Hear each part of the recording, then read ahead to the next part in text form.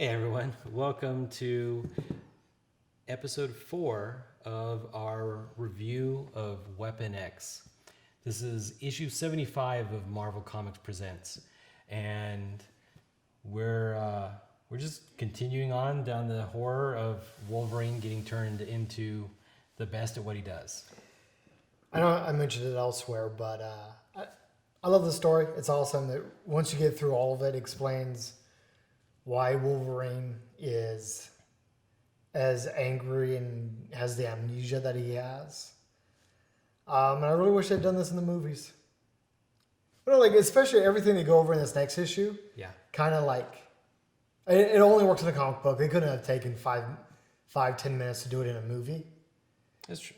So, I mean, there's only so much they can grab. But this issue really I don't know, it's kind of like a debate between the professor. It's not really a debate between the professor and Cornelius, but Cornelius can do some work that the professor needs. The professor is convincing him it's okay because this guy is not human. And not only is he a dirty, filthy mutant, but he's also an animal. And like that's kind of like the core of the thing Logan's suffered through is that he's just an animal, or at least perceived that way. So what I sort of think this particular issue is this issue is just exposition to explain to the reader what this series is about. And this series is about the struggle between are we man or are we beast? And in particular, of course, the example is even before this experiment, Cornelius is saying The professor. the professor is saying that when Wolverine joined the military or the U.S. government, whatever, when he was getting in bar fights, when he was just trying over and over again to die for his country, to have some sort of meaning given to his life, he was always an animal. He always wanted to just fight and die. But he was like robbed of the ability to die because of who he is. Which is kind of funny because actually the professor didn't even know really any of this until this. So this is really... he had read his file. Sure, but he didn't know that he was and had some assumptions about him. Yeah. But now that he knows what he is, yeah, like he starts putting it all together. Yeah. Yeah. And that's it. I mean, that's what we're exploring. This is really like in your face. If you don't get it by now, the professor's going to explain all of it piece by piece. Of this is a psychological experiment almost. Of is he a person? Is he an animal? Well, it's also part of it is him justifying what they're doing in the first place. At the very least, to Cornelius, because Cornelius is kind of like, a lot of stuff is happening. Cornelius is kind of questioning like he killed a kid. Like, haven't we already gone too far? Yeah. And again, they do some really neat things with the pacing of the story that would fit really well in some cinematic effect. Because like you leap to the next episode, and you see that like maybe you've missed 5 or 10 minutes, and then you really kind of like cut back to it. If edited right, there could be like a lot of, like it could be a narrative trick that kind of keeps you moving along. Yeah. And the way they depict that in the book is really like attractive because they just do it all through color palette. Yep. But which again is totally a cinematic trick technique. Which is something it's just something I really enjoy about the books. They lean more towards some of the lessons learned with cinematics, and they employ them in the book as well. I like that stuff. But Wolverine starts attacking them. They have to subdue him. Or he collapses because he's not hooked up to life support anymore. Cornelius tries to... he's the closest thing we got to a hero in the story. He's like, well, shouldn't we call the police about the kid? The professor's like, no, don't worry about that. And they just throw Wolverine away like a sack of meat. And, again, Cornelius is kind of like questioning, like, is this the right thing? Yeah. And that's when the professor starts explaining, well, no, you see, Logan he's not even human. He's just an animal. Everything we're doing is fine. And in fact, we need you the most because you're the only one that can keep him under control. He even does a little bit of sort of con man manipulation type stuff where Yeah. like, look, I want to give you, I want to accept your trust. And then I'll explain everything to you. That was actually kind of impressive. It's not that stern, like, because he's kind of like a dick the entire story. Yeah. So I expect him to be stereotypically dick, like, I deserve your trust. You work beneath me, things like that. Yeah. But no, he does do that.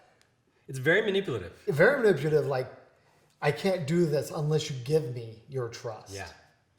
Kind of just string him along a little bit. Make him give it up willingly. Apparently the professor was a car salesman in a previous life. He's got it. Well, no, because that's when he admits to him what's going on, that it's a mutant they're dealing with. I don't know what Cornelius' opinion on mutants are, but he seems to be perfectly okay with screwing around with a guy, as long as he's not a human. He does question himself, like, throughout. He's like, but isn't he still a human? At least kind of? Isn't there a part of him that's still human? Because they gas him. So, which kind of shows that the professor could have gassed Wolverine at any time when he was out of control. But no, once he had, like, made his point, he's like... Or figured out the thing he wanted to figure out. He's like, oh, no, you got to gas him because he's come back awake again. It is another actually, like, really cinematic moment in the story, the way the artist paces the frames. Because his claws kind of start to come out again. So you see him waking up from his grogginess. And then, like, it just explodes, like, oh, fuck, gas him, shit, this is good. And something I find interesting, the way they gas him. I don't know, I get more of the impression, like, it burned him a bit, too. Like, they must have hit him with something rough, like mustard gas or whatever. Because poor Cornelius, again, he's like, should we have done that? That was pretty... Can't we be nicer about this? Yeah. And there's a moral in there somewhere. Like, can't we just be nice? Because, right, Logan might have worked with them. You know, like, hey, here's your paycheck. Well, hey, in the movies, they just asked him, and he said, sure. No. He asked them. Oh, even worse. I think he went to them like... they must have made him an offer at some point. He's like, okay, now I'm ready for the offer.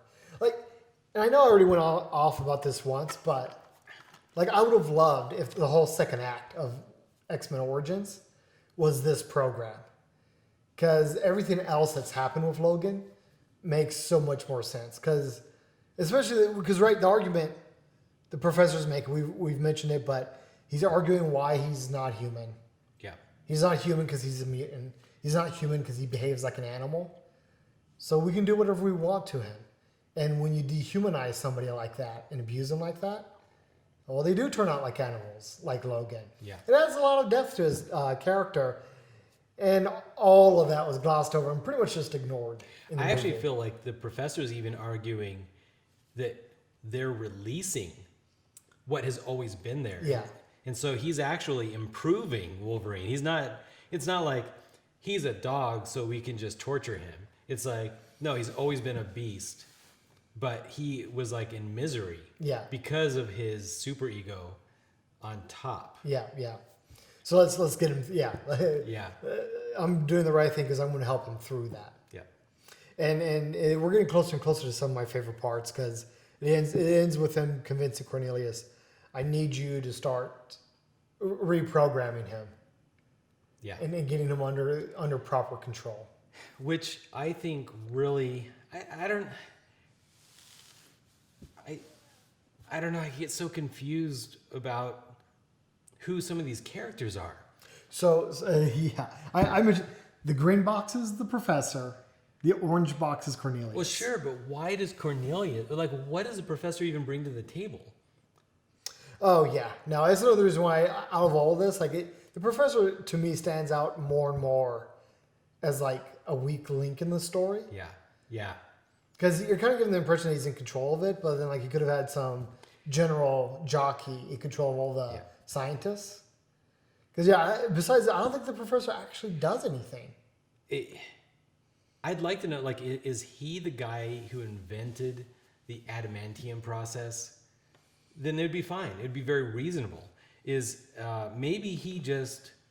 I don't even know. The way they frame it is he's the one who's got this whole program under control and guides them from step through step. The adamantium bonding, the reprogramming, the field exercises. He's the one who has command and control over all those processes. But he's not the subject matter expert on making any one of those things. And doesn't even know, apparently, what was really going on here. until. Oh yeah, because he's just a puppet of somebody. He's just else. a puppet of somebody else. Yeah, yeah. It's just some weird stuff going on here. That just like I'm not saying that most corporate type things aren't run with this level of incompetence. Yeah. They often are. Yeah. They really are. But which is probably something that makes this story even more believable. It's actually more believable. Yeah, you're right. You're right. This is totally like you get somebody who's very arrogant, somehow in control at the top. Yeah. Who doesn't actually know how anything really works. But he will do what you ask him to do. From the guy that he's kowtowing to. Yeah. Yeah. Yeah. I guess it's totally. No, never mind. I totally was confused. Yeah. Because I just thought, hey, if you have billions of dollars to spend on this Weapon X program, you might want competent people who actually want the program to succeed. Sure, maybe. Not all the time. Not really. Yeah, that's just not how. I mean, look what happened in the latest elections. Whoa! Let's hire the non-experienced guy. Yeah. Yeah. Let's do it. Billions of dollars. Let's do it. That's how it works. Yep. Totally believable. He probably knew the director, like whoever the professor reports to, the director. Yeah. He's probably like his cousin or something. Hopefully not, because we know what happens later on. But yeah. Maybe he was his cousin's roommate from college. So. All right, and with that, hopefully you'll join us for issue 5. Issue 5. I don't know. They're not numbered. They're not numbered. It's Marvel Presents issue 76, which might be issue 5 of the story arc. I'm not sure. Yeah, I kind of think it is. Anyway, we'll see you next time. Click like, click subscribe, and until next week, bye guys.